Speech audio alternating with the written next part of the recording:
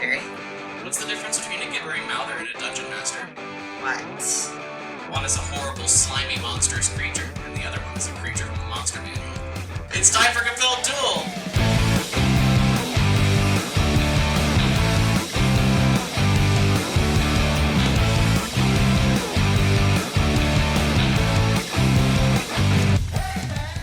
Hello everybody, and welcome back to Compelled Duel. I'm Barry.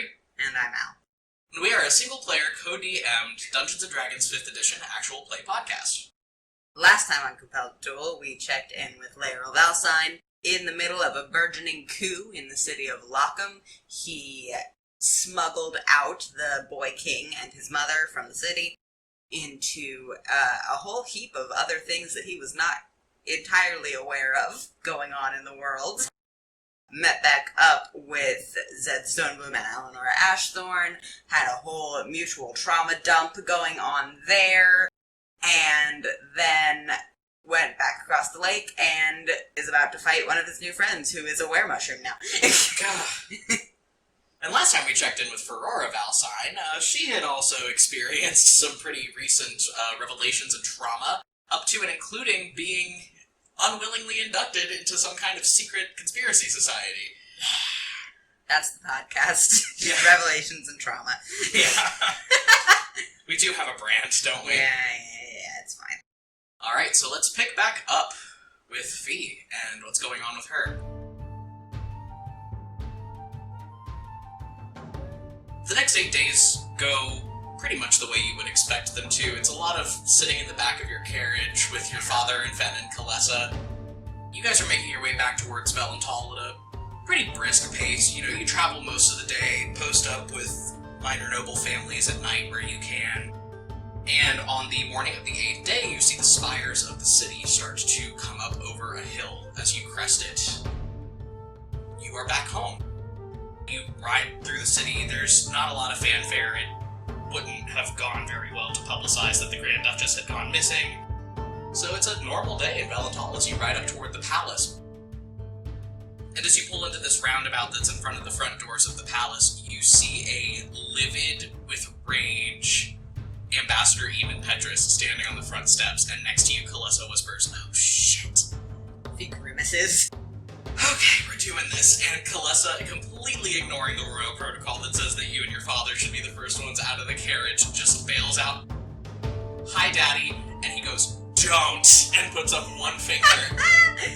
And Kalessa goes, "Listen, I can explain." He says, "Castle, now," and points behind him, and Kalessa just kind of puts her head down and goes. And then, as you and your father and Fen bail out of the carriage behind her, the ambassador looks over at you, and you notice, Fee, that the kind of livid pallor of his face has not changed. He still looks really stressed about something. Okay. And he does a short, clipped bow to both you and your father and says, "Your Majesty, Your Highness, I would advise that we retire to the Archduke's office to talk about a few things that have happened while you've been gone." Yes, of course. Sure. Moreland Valsine has never looked more tired in his life. He just pinches the bridge of his nose and goes, "Can't get out of the carriage for 5 seconds, alright." And walks inside the palace. You guys move up through the big central tower up to where your father's office is, and you all pack in. I think Fen doesn't come with you. I think he kind of peels off and goes back to where he and his dad live, probably to catch his dad up on things. So you all come in and you sit down. And the ambassador sits you all down. Your father takes a seat behind his desk.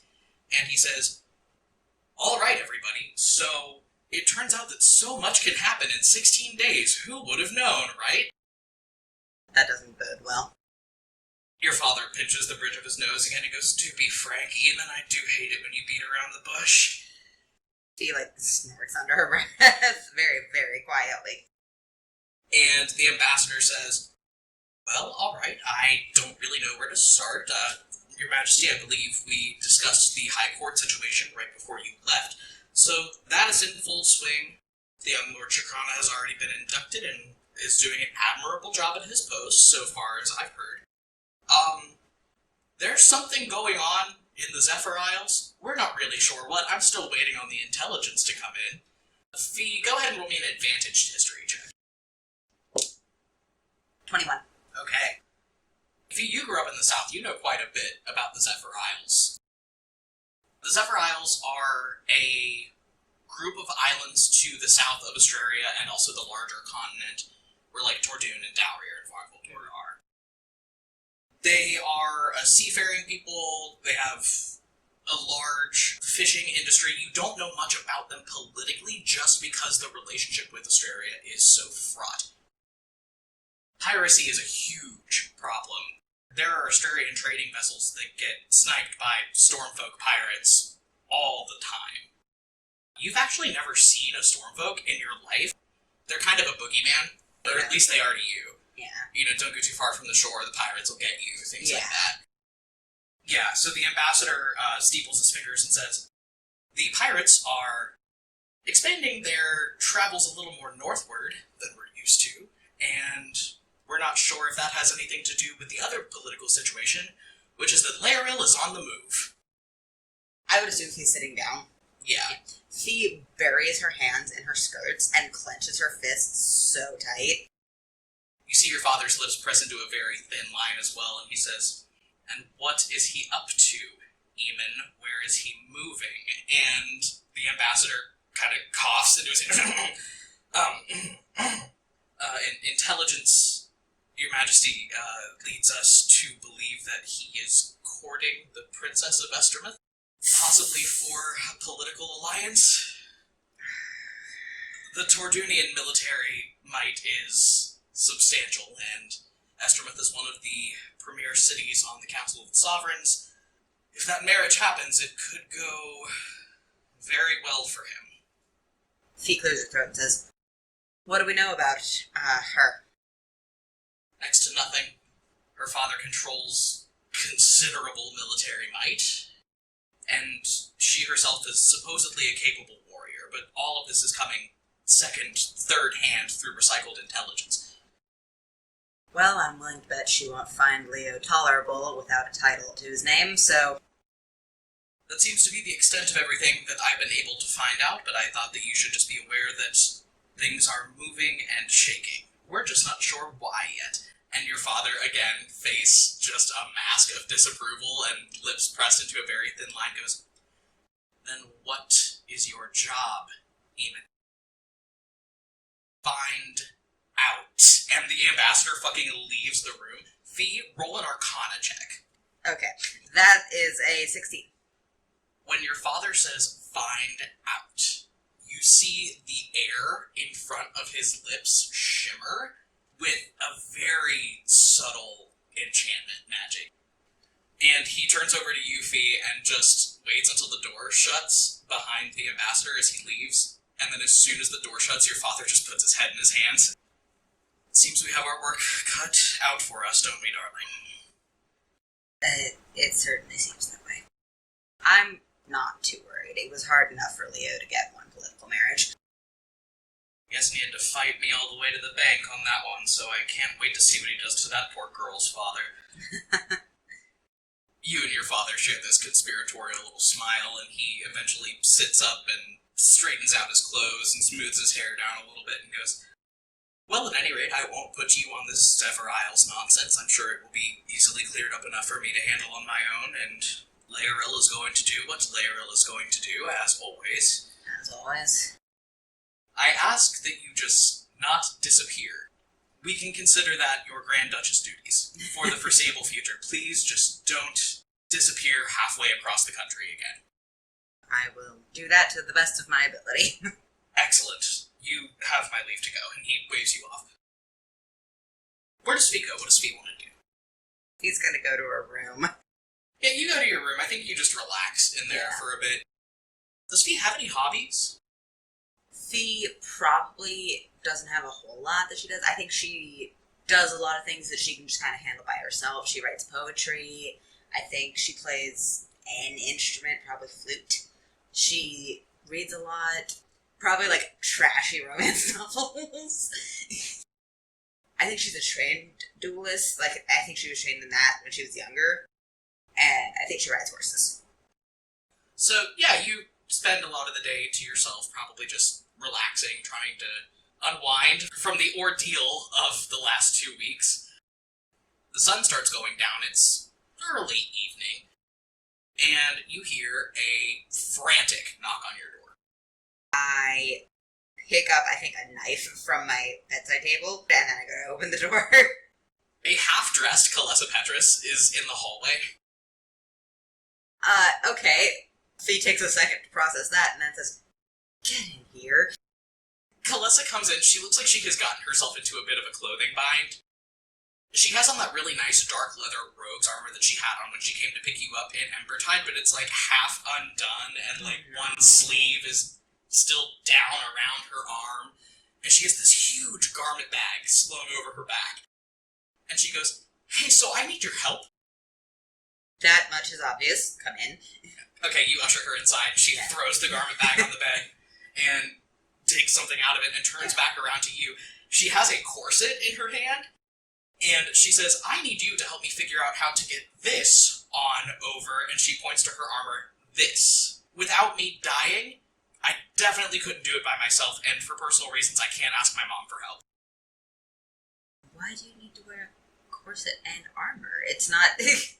Okay, so the thing is that, the Shakranas are throwing some big shindig for Sorran's appointment to the High Court tonight, and I intend to go and find out what the fuck is going on with all this shit.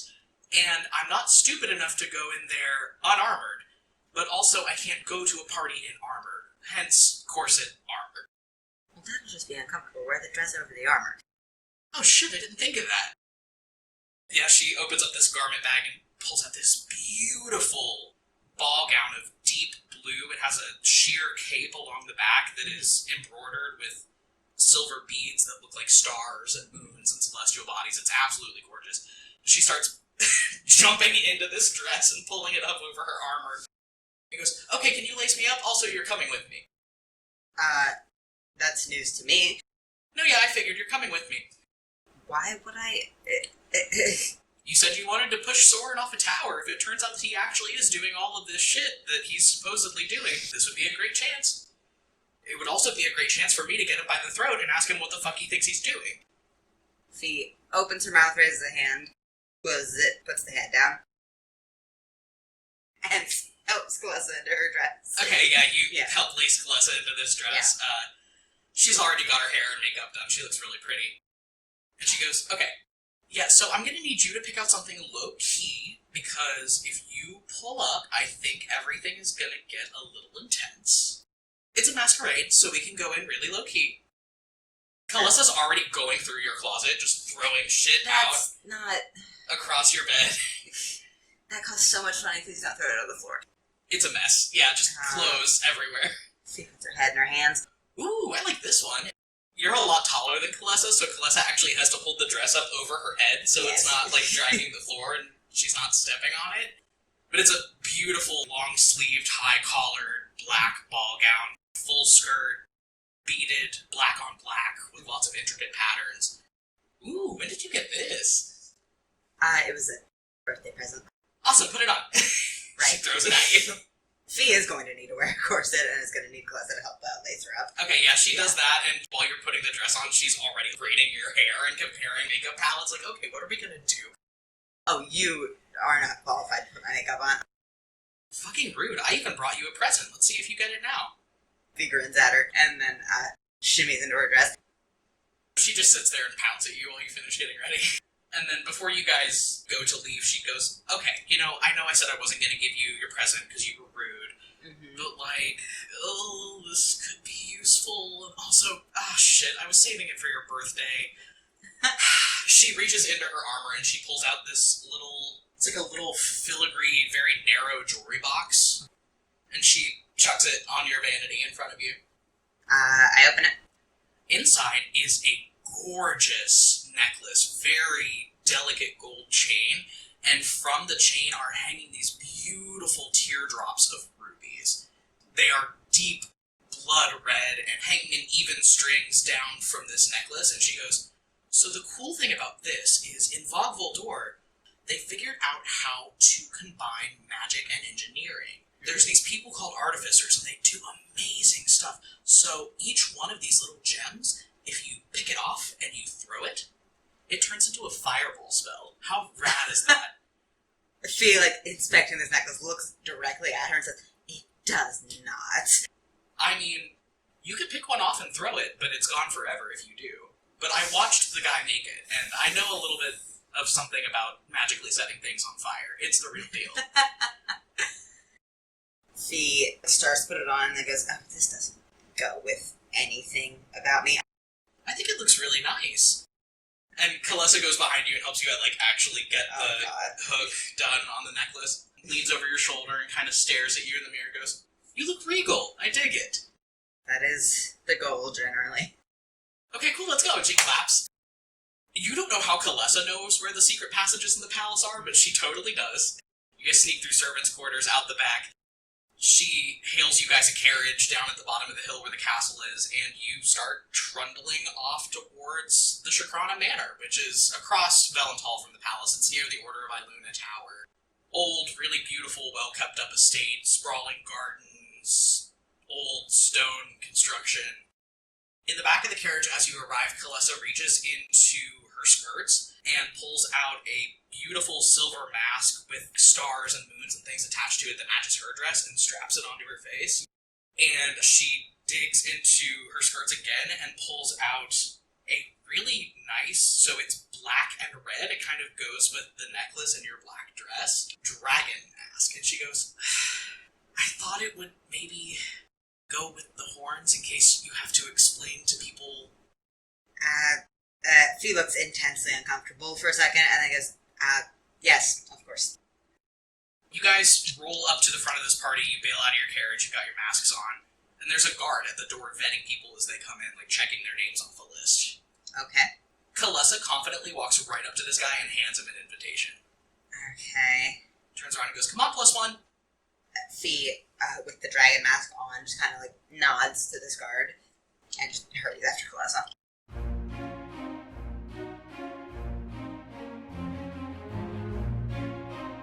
The inside of this party is rocking.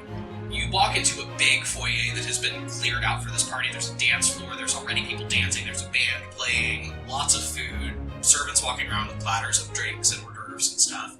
I would like you to roll me an advantaged investigation check to see how many of these scenes you are going to unlock. 18 plus 2, dirty 20. These encounters all happen to you in quick succession. You are moving through this party, and the first thing you notice as you move through are Sorran's parents, Lord Alred and Lady Talia Shakrana. Alred is a little kind of weedy guy. He's wearing an elephant mask. He's pretty nerdy looking, looks like an accountant. Talia Shakrana is a willowy and very tall lady. Long black hair, very bright green eyes. You can see that her wolf mask that she has on is also accommodating room for her very thick glasses. They're just kind of holding court. You see them, they don't approach you or anything. But behind you, you hear a very soft, almost disbelieving voice go, "Fee?" She doesn't turn around, her posture stiffens, and she like half turns so she can see whoever's talking to her out of the corner of her eye. You see a shorter in stature, but still willowy and lanky and long, young girl in a poofy ball gown. It's mottled orange and black in the skirt, and she has on a beautiful monarch butterfly mask, and she has long black hair, and also her mask is accommodating for thick glasses that are magnifying bright green eyes. This is Lorelei Shakrana. This is Sorran Shakrana's younger sister. She is the elven equivalent of about like 13, 14. And you know her pretty well, because there was a period of time there about 5 years ago where your dad tried to make a marriage deal happen once Lorelei was of age to make up for the whole situation with Leo leaving and his and Sorran's engagement being broken off. Lorelei never knew this. You guys had several times where you like hung out and got to know each other, but in her mind it was just, oh, I have this cool new friend. Yeah, Fee takes a very deep breath and then turns around fully and like kneels down to get on Lorelei's level and then says, "Hi Lorelei, it's great to see you. You look really pretty, she says. She has a big smile. She carries her body very close to herself. You know, she keeps her arms kind of tucked in, and you see that she's kind of standing a little uncertainly on the balls of her feet in her, like, fancy dress shoes. She looks a little out of her element. You look really pretty, too. I am here as a surprise for your brother. So I need you to be really quiet. We're going to be sneaky. Okay? Yeah, why are you here to surprise Sorran? He hates you. Well, it was Kalessa's idea, and you know how Kalessa gets. Oh, Kalessa's here, and she waves. She goes, "Hi, Kalessa!" And Kalessa sucks in a breath, and she goes, "Hi, Lorelei. Hi, babe. How are you? You look so pretty. Can we just go talk, like, outside? Yeah, and she gets Lorelei by the wrist and yanks her outside. The Shakrana Manor surrounds a beautiful garden courtyard. And it is also decked out for the party. There's, like, fairy lights in the trees. And Lorelei just kind of happily follows you guys along out. She goes, "Oh, it's so much nicer out here. Oh my gosh, it's quiet." And she sits down on a bench and kind of takes a breather. Fee also sits down on the bench and goes, "Yeah, it was a lot in there.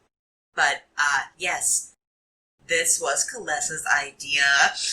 And is just, like, beneath the mask grinning really big. She thought it would be better if Sorran didn't know we were here until we're ready to surprise him. Oh, okay. Well, I'm glad that you're here. At least I have somebody to talk to.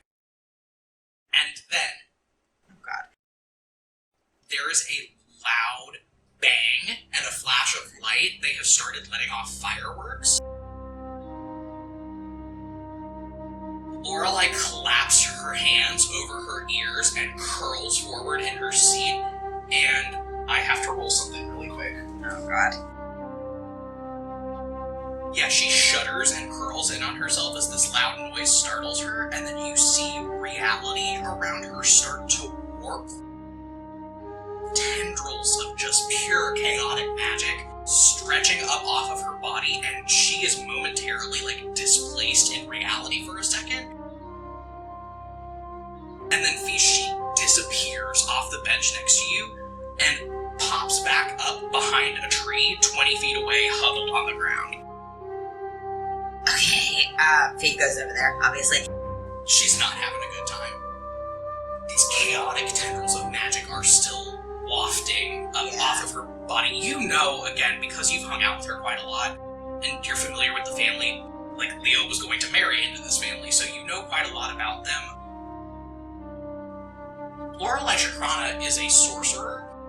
She is not the same kind of sorcerer you are. She was born with apocalyptically powerful magic, and she has zero control over it. Her and Sorran's mother, Talia, was actually one of the most prominent professors at the Order of Iluna and took early retirement to stay at home with Lorelei. Lorelei barely ever leaves the house, because things like this happen. Like, she'll get startled or she'll get upset, and just apocalyptically powerful magical stuff happens around her when this happens, and there's no mitigating it. She has no control over it. She's an extremely powerful wild magic sorcerer. Fee just kind of, like, gets down on the ground to get on her level, and then very quietly just kind of says, "Lorelei, is it okay if I touch your hands?" She nods. Okay. Fee puts her own hands over Lorelei's hands where they're over her ears. Okay. Deep breath. Yeah, she breathes with you. And as she calms down, you see the magic rippling off of her skin tames down, and it looks like it almost sinks back under her skin and reintegrates with her, and she chills out. Okay, I want to go back inside. Yeah, that was loud. Let's go back inside. I want my mom, she says, and she wanders off from you guys. You see her go grab her mother by the hand and squeeze her mom's hand really hard. And then, Oh, God. like I said, all of this happens in very quick succession. Off to the side of you, you hear a telltale jingle.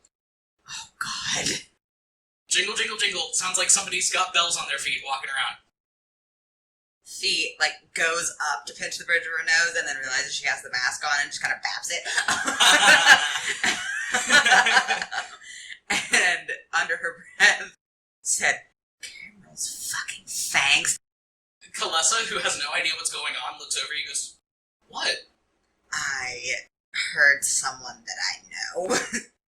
It's not hard to spot Sabine. She doesn't do subtlety. She has on a very tightly fitted, mermaid-style, bright red dress with beautiful appliques on sheer fabric kind of over the dress, like flowers and stuff. Kind of dangling, fluttery sleeves, and of course she has her bells on her wrists and her ankles. Her hair is down. You've never seen her hair down before. It's very pretty, thick, wavy, slate gray hair. And she has on a red and gold fox mask. You know the Umbrella Academy meme where Five and Vanya drive past each other on the road? Yeah. Yeah, I think it's one of those moments. She sees you and you see her and you immediately know who each other is, and she just nods and keeps walking, jingle, jingle, jingle, jingle, jingle. I'm gonna try to, as subtly as possible, follow her. Okay, Kalessa is going with you. Yeah, obviously. Okay, you guys follow her. She seems to be kind of sticking to the perimeter of the dance floor, but she is also making social runs. You see her stopping and talking to quite a few people. Go ahead and do another investigation check for me, just flat this time. Okay. That's a nat 20. Jesus fucking Christ. Okay. You start to see in the way that Sabine is moving around this room. She's moving around this room, and some people she's just talking to casually, making small talk, but every so often she'll walk up to a person and very subtly, out of her sleeve, pull out a little coin and flash it to a person. Okay. And that person will flash one back, and then they will have a much more intense-looking conversation. Do I immediately recognize any of the people that she does this with? So everybody has masks on. It is a little hard to tell specifics. There are people that are dressed like Astrarian nobles here that you see her doing this to, a couple people. You see some people from the Order of Iluna that are there in their formal robes. You see, with that nat 20 investigation check, I think you overhear them talking. Okay. She does this thing where she walks up to a person that is in very stately, formal black robes, kind of skinny, and in a skull mask. And she leans forward, flashes this coin at this person flashes a coin back and goes, "Of all the gin joints in the world, Sabine, it's the motherfucking Hierophant." And Sabine tucks her coin back away. She goes, "You gonna try to kill me again, Sid?" He goes, "That depends on why you're here tonight, doesn't it?" And she says, "I taught you how to swing a knife, you little shit." He's hanging back and watching this. They exchange verbal barbs for 5 minutes, and it seems like they're having a very tense conversation. And then Sabine turns around and sees you watching, and her eyes go a little wide. Fee just stands there with her arms crossed over her chest. Her eyes are not visible behind the mask, but she is raising one eyebrow challengingly. While you're standing there doing that, Kalessa leans over to you with this big smirk and goes, "Who is that?" Don't. Oh man, do you already have dibs? Come on. It's very complicated. Can't fucking have anything in Astraria. Kalessa sulks. I promise I will set you up with a nice girl, just not this one. Okay, and then Sabine turns around and wanders over to you two, and gives Kalessa the once-over and kind of smiles and nods at her, and then looks back over at Yuffie and goes, "For somebody that doesn't indulge conspiracies, Grand Duchess, you ending up at our annual shindig is a little on the nose." Not by my intention. Although it is good to know that this is about that. I did figure that, you know who was your friend with the promotion, but nice to have a confirmation. Well, nominally this is a big party for Sorran. We find ways to make these little get-togethers happen. It's never very fun. There'll probably be 2 or 3 people dead by the end of the night, but what's a good party without some bloodshed? It does make me a bit suspicious meeting up with you in Embertide, knowing that you are connected to Sorran Shakrana, but... if you want the truth, I didn't know that you were going to be there. Like I said, I went down there to find out some truths, and got knocked in the back of the head and got kidnapped. If you didn't know I was going to be there, then someone else most certainly knew that you were going to be there, which makes me distrustful of the whole situation. Well, the whole situation isn't something you want to trust. It's... Oh, your letter implied that, certainly. It's complex, and if you would like to go somewhere that is not the middle of a dance floor, I can explain it to you in a little more detail. You just didn't seem to want details last time we spoke. I don't want details about your conspiracy theories, but I would love details about why certain players have been making the moves that they have. Right this way, and she ushers you guys into a back hallway. She goes, Grand Duchess, can we talk to your little friend about this? Kalessa, all 5'2" of her, goes, little what? She puts a hand over her mouth. Kalessa has a big mouth, but she's as trustworthy as anyone is. Fair enough. So, this complicated group of people that I've been telling you about, it's something called the Beacon. And, like I said, it's a coalition of people that are devoted to truth in all aspects of the word. For a long time, it was much more organized. Everybody got along, everybody had the same things in mind. About 25 years ago, there was a schism. An ideological divide, if you will, between members of the Beacon who thought that our duty was to be bearers of truth, and people that thought it was our duty to be keepers of truth. Everybody wants to find out the truth. What we do with it has become a point of contention. And that conflict dissolved into infighting and sabotage, all while everybody was still working to find out all the truths that have been obscured from us. And that's where we are now. Many of us are dead, others have fled the country. I had to go live in the Zephyr Isles for about 10 years. Took a Stormfolk for a lover. Pirate captain, very handsome. Did maroon me on an island. She kind of snaps back out of her reverie and looks back over at you and goes, at the moment, there's no end in sight. The Beacon has no central leadership, no authority. It's all just supposed to be people with a common goal working towards it, but now it's people with a common goal that are all trying to kill each other. Sounds like my childhood. Not very interesting. It gets a little more interesting when you figure that part of this, yes, you're right, is connected to Sorran. Is it connected to the ringmaster that tried to kill me a few weeks ago? I don't know. I didn't make the call on that. I mean, we definitely have circus performers in the ranks, but we've got everybody. Nobles, cobblers, bards, she waves at herself. The Beacon takes all types of people, but... Alright. Like I said, the lack of any kind of central organization, it makes it hard to know when and why operatives are moving. Okay, then let me tell you what I know. An attempt was made on my life, Kalessa's life, and the life of another dear friend of mine by a circus troupe that had some sort of magic to awaken a tree. And when I returned to the palace, Sorran Shakrana seemed surprised to see me. And then a few weeks after that, I was supposed to be sent on a relatively routine trip up north, and Sorran Shakrana tried to kill me again.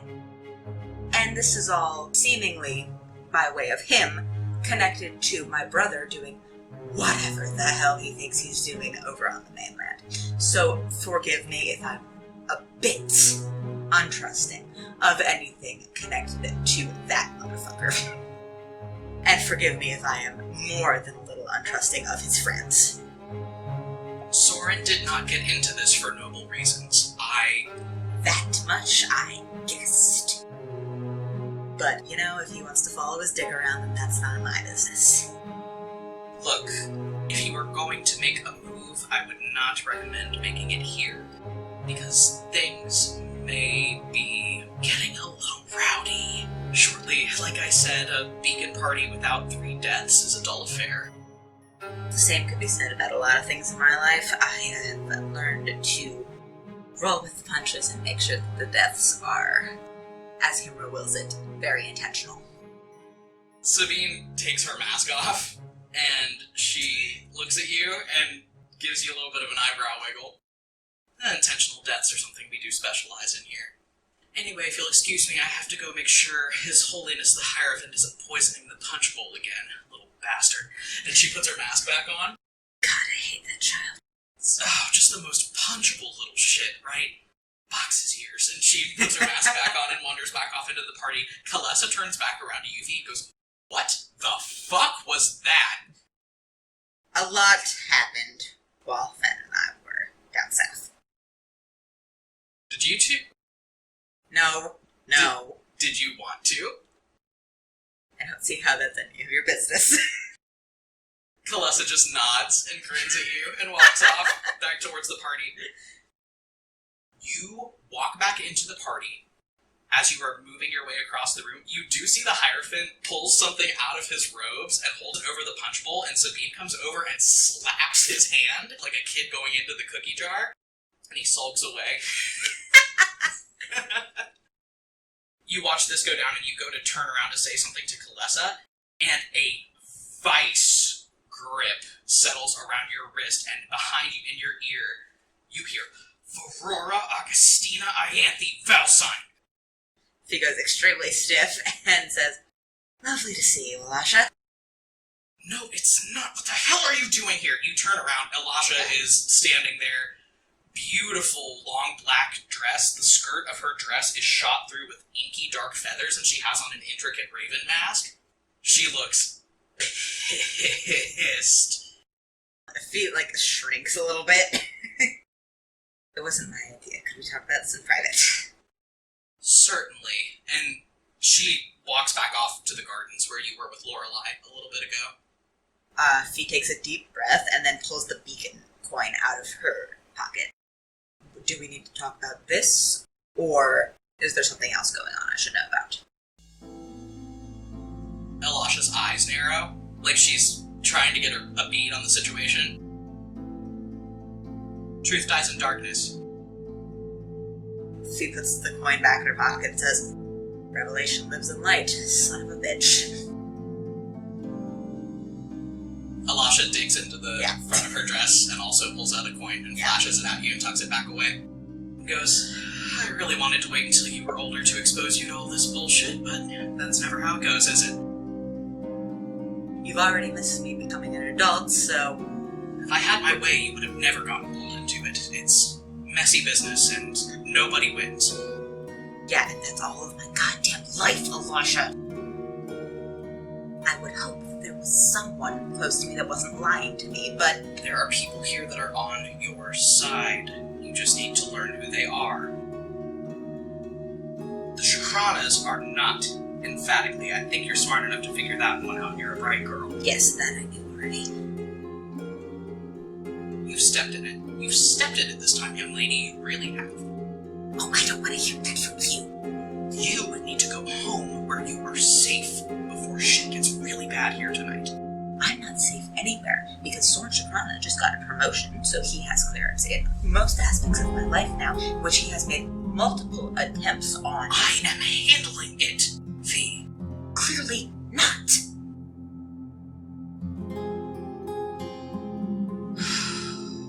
You're an adult. You're gonna do what you want to do. If you get killed, I will reach into the afterlife personally and yank you out of Kimber's hands myself just to kill you again. And she stomps off. Always nice to hear words of encouragement. You have not seen Sorran this entire night. Both of his parents and his sister are still floating around the ballroom when you get back in. He's nowhere to be found. I'm going to keep an eye on Sabine, Alasha, the Hierophant, and Lorelei. Sabine is still making her rounds. You see, she's keeping a really close eye on the Hierophant. She seems to be kind of tailing him and shadowing him and figuring out what the hell he's up to. Sorran's parents are playing the gracious hosts. You don't actually see either of his parents pull out beacon coins the entire time that you're standing this party. You never see anybody pull out one at them, and you never see them pull out one at anybody else. Lorelei, as the party goes on, it gets a little more rowdy and starts looking really overwhelmed, and you see her go over and tug on her mother's skirts for a second and mumble something, and her mother nods and leans down and kisses her on top of the head, and she leaves. She goes out a door. Kalessa kind of raises a hand slowly and goes, if we're looking for Sorran, I could maybe go ask his mom? She might know where he is. Yeah, I think that would be best. Okay, I'll be right back. She shuffles off.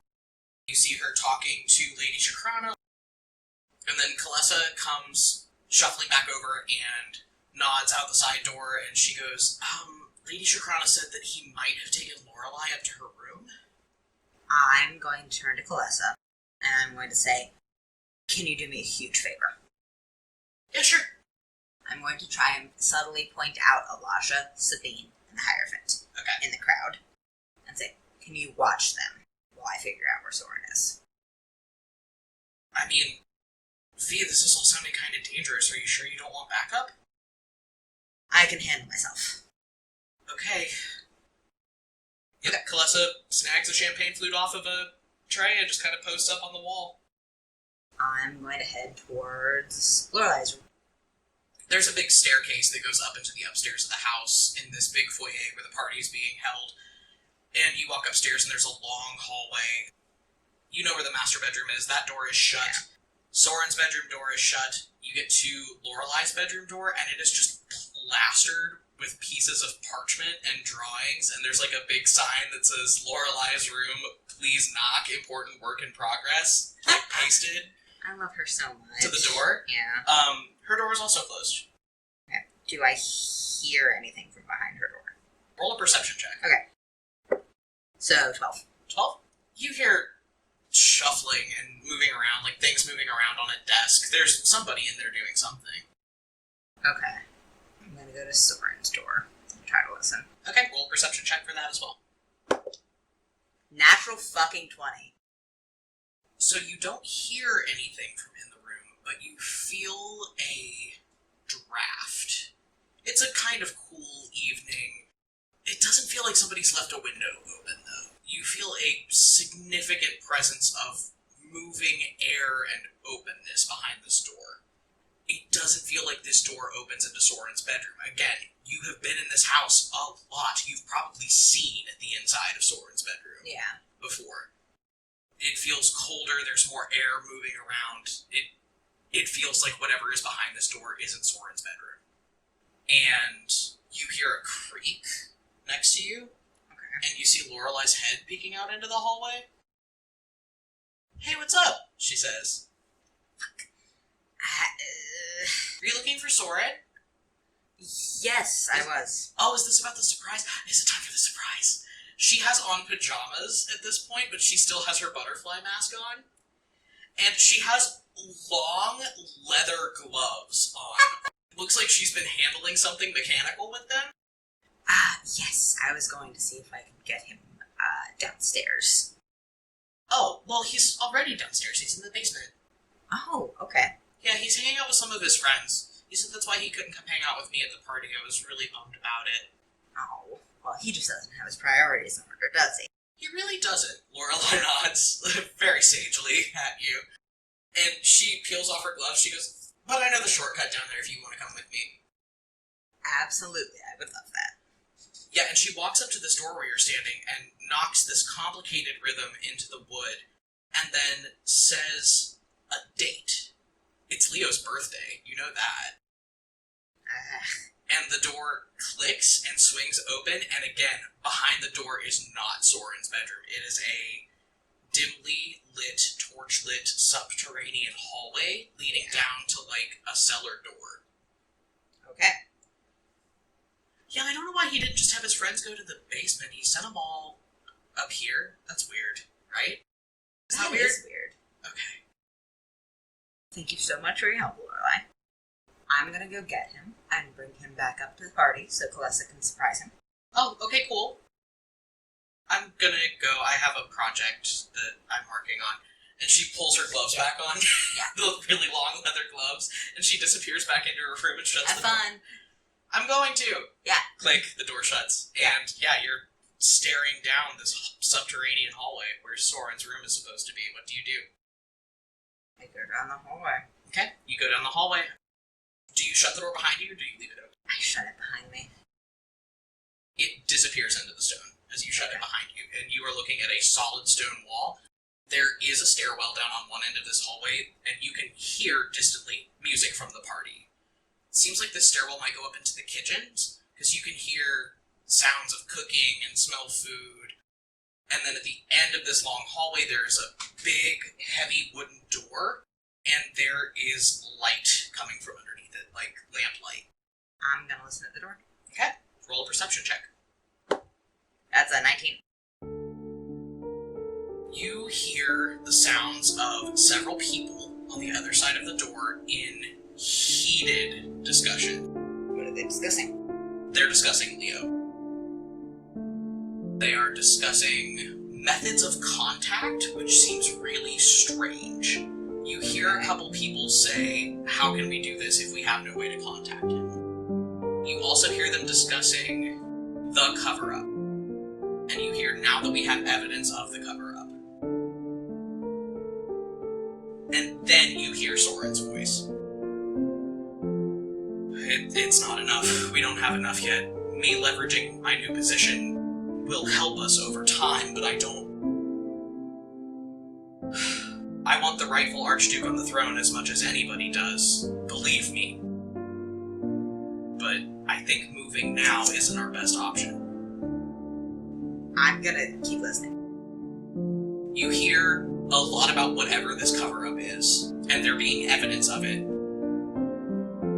Sorran getting this new position was basically to get evidence of that, and to have access to other information about other lies that have been told. You do hear Sorran bring up, and on the matter of the Loxtogalan situation, it's apparently worse than we thought. I just went over Sabine's report today. She said that the supply manifests going out to the island from Embertide can't possibly match up with the amount of people that have to be there. The island would have to be critically undersupplied if the population is what we've been told. I did the math. It seems like something like 20% of the reported population is actually there or otherwise have starved to death. I don't like to engage in too much unsubstantiated conjecture, but I think we can put two and two together, my friends. Okay. You hear another person say, well, you know who we could ask about that, and Sorran scoffs and goes, Sid isn't going to give us anything. And then he sighs again and says, I don't know if it would be connected to our finds at the archaeological site. And somebody else says, well, do you think we should maybe bring her in on this? And Sorran laughs again and goes, that's not likely. Okay. And yeah, they keep talking. They circle back to Leo. There's some conjecture of, like, Tordunian military support and what that would look like. There's some talk of certain players that need to be taken out of the game, one of whom is Kalessa's dad. And then you hear somebody say, what about the Grand Duchess? Okay. Everything goes quiet for a really long time. And Sorran says, I don't think it's right if she dies. She doesn't know that she's complicit in any of this. She doesn't deserve to die for being involved in a lie that she has no way of knowing about. I have tried to get her out of the way as peacefully as possible. I am going to continue trying that. And Whoever sicked the fucking circus on her is going to know my wrath when I figure out who it is. And gentlemen, I will find out. We should all get back up to the party before we're missed. Any other questions? You hear chairs starting to scoot. I brush up the stairwell into the kitchen. If you run up into the kitchen, several cooks look at you very confused. I tilt my head and I go, oh, sorry, I was looking for a bathroom. Are you trying to act drunk? Yeah. Okay, roll performance. So I rolled 14. Yeah, they buy it. One of the cooks, a motherly-looking older lady, escorts you down the hall, shows you to a washroom. Thanks so much. I go in. I take a deep breath and just kind of try to process all that. Just look into the mirror. Yeah, you see this masked reflection of yourself just staring back, taking very deep breaths. It's really your call what to do next. I mean, you left Kalessa in the party, Lorelai's upstairs. You don't know where all the people that you heard in that room are going next, other than that Sorran mentioned getting back to the party. I go back out into the party. Okay. Kalessa leans back in as you come in and kind of gets you by the wrist. He goes, okay, so Fox Mask has been following Skull Mask around all night. They have had a couple conversations. It doesn't seem super warm. And Alasha's been stalking your other friend. And also looks pissed at her. I can't tell if Alasha is pissed off at Skull Mask or not. I wouldn't be surprised. My head hurts. Yes, that's... Yeah. I mean, they haven't done anything and nobody's dropped dead. Did you find Sorran? Yes, I did. We should discuss this in private. Okay. Yeah, roll me a perception check as you walk out. Natural 19. Holy shit, dude. Dirty 20. You and Sorran make fucking eye contact, man. Okay. Let me roll insight for him to see if he knows who you are. Okay. He rolled a total of a 5. You guys make eye contact, he sees you, and he sees Kalessa, and he knows who Kalessa is. He has no idea who you are. Alright. I take Kalessa somewhere private, and I tell her everything that I think is relevant for her to know that I overheard. I tell her that they're planning to take out her dad, Ugh. and I tell her that they are supporting whatever Leo's doing, and that they know of his movements. Kalessa looks really shaken up when you tell her the thing about her dad.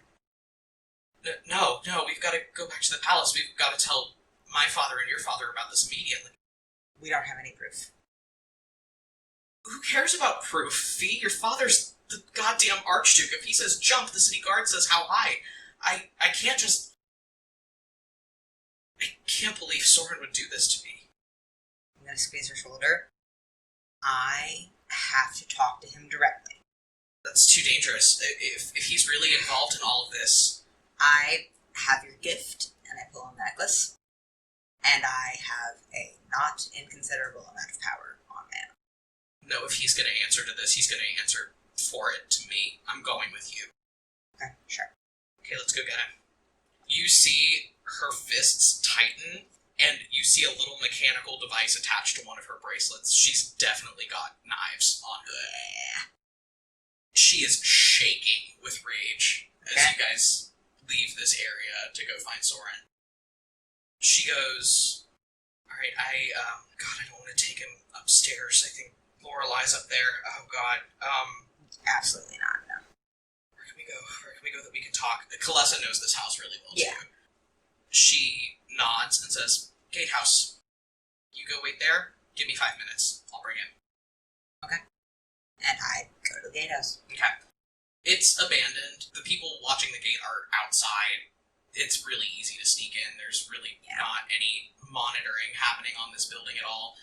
It's an old carriage house. You can tell that it's been around for a pretty long time, much like the rest of the manor.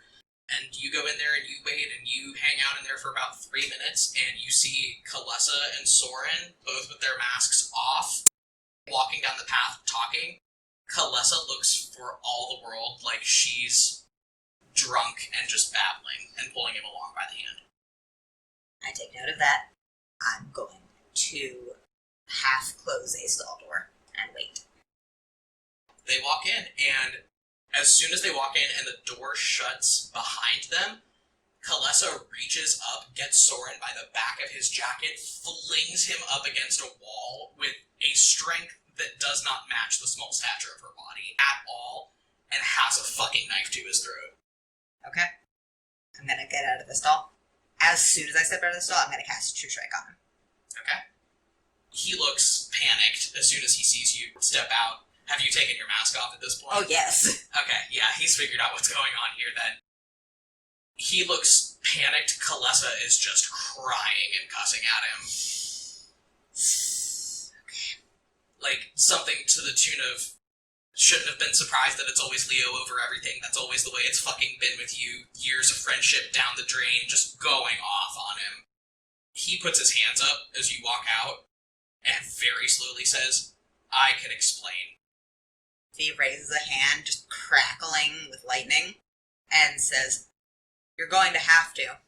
You'd be well within your rights to blast me right now. You have been lied to about a lot of things, and I have proof. I need 5 minutes. I don't have to leave this room. I need you to listen to me for 5 minutes. Fee puts her hand down, cracks her knuckles, and says, Kalessa, put him down, but keep a knife on him. Are we assuming that Kalessa has lifted Sorran off the ground? Like Darth fucking Vader?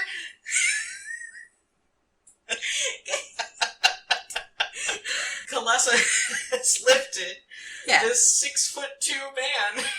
I assume she could lift him a couple inches. He's not big. No, he's lanky. Yeah, Kalessa keeps the knife on him, still just like tears streaming down her face, looks really upset and holds it on him, but she takes a step back and lets him go. And Sorran reaches into the pocket of his robes and pulls out a wand and a small, it is minuscule, it's like smaller than a ring box. It's a little model of an iron-banded wooden chest. And he holds it in his hand, and he taps at it with his wand, and a full-sized footlocker that looks exactly like that chest appears on the floor in front of you guys. And he reaches down, and he flings open the top. There are just files upon books, upon loose papers, a couple artifacts, it looks like, even ancient-looking old things, and some gems and stuff. And he starts digging through all of this stuff, and he reaches in and he pulls out a piece of paper and he hands it to you. I take it. It is abdication papers dated 5 years ago.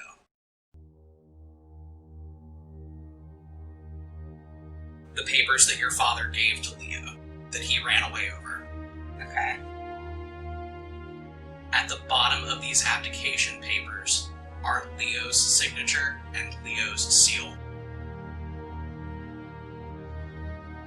But it's not Leo's signature. I know that for very obvious reasons. I hand the paper back to him and I say, you have 5 minutes.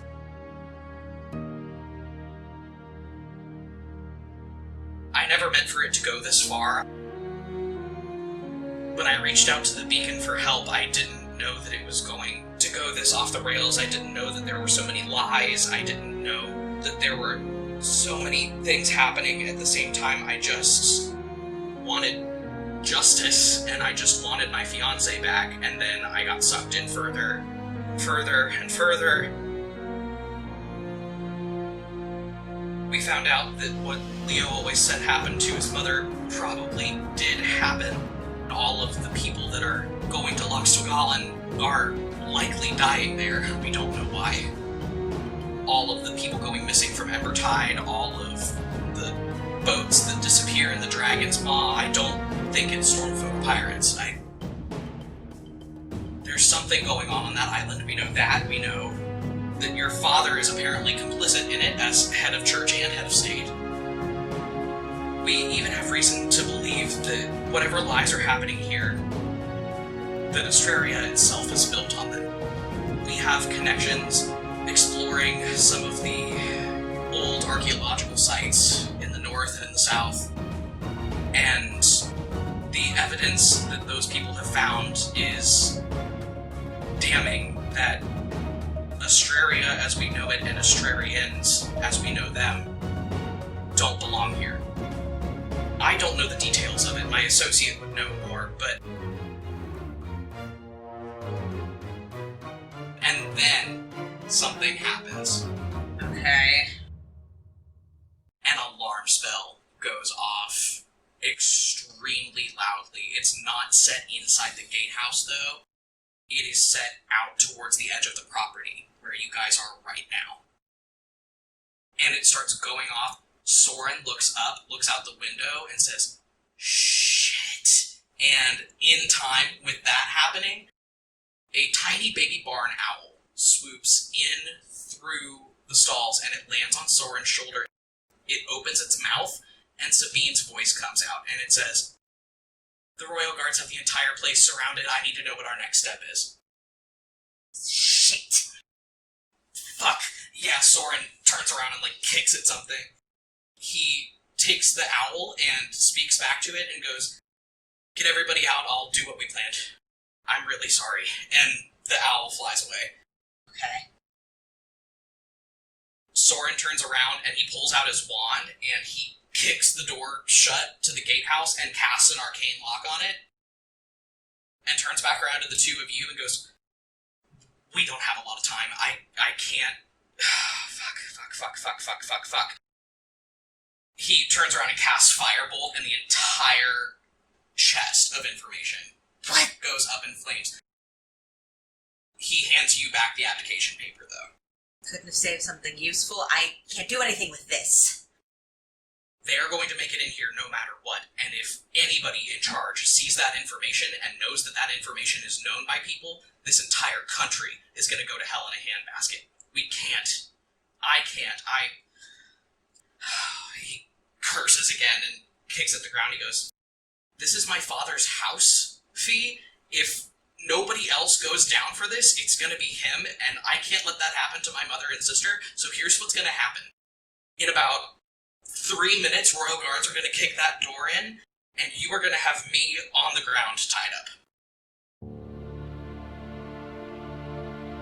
Fine. Kalessa, do you have rope? Yeah, she pulls out a length of rope, and Sorran goes, "Fuck me. You want to get your licks in, go ahead and do it now." Okay, and if you punch him... Yeah, his lip, and I think you get him in the nose too. His mouth and nose are just bleeding freely. He sits down so Kalessa can get him tied around the feet. And before she can get his hands, he reaches up around his neck and takes off the chain that he's got. And he goes, "They can't find this on me. I can't stress enough. If people learn about the beacon right now, it's gonna go really bad." And he hands you the chain, and on the chain is a beacon medallion and a beautiful silver ring with a sapphire laid into it. Yeah. You would know. Yeah, you would know. It's Leo's engagement ring. Put it in my pocket. And you hear the door start to rattle, and you hear Royal Guards outside yelling. Sorran looks back up at you, sitting tied up on the floor. He goes, "There's other people who can help you find the truth. I have an associate. I can't name her here. They might be listening. It's too dangerous. Look to the Silent Cities. You'll find her." And the door busts open. And there are so many Royal Guards outside. Okay, I have my wand out and pointed at Sorran. They come in. They look a little surprised to see you there. But they get Sorran and start officially putting him under arrest for sedition against the crown. They drag Sorran, bloody and defeated, out of this shack, and you and Kalessa are left standing there in the aftermath, surrounded by Royal Guards, as the Shakrana masquerade dissolves into chaos around you. And that is where we end for this session. Okay. So a lot just went down. That was a lot, yeah. Yeah, it's been a very big night for Fee. I'm sure you have a lot of thoughts that will be resolved next time. Okay. Yeah, alright everybody. The plot thickens again, it would seem. See you guys next time On Compelled Duel.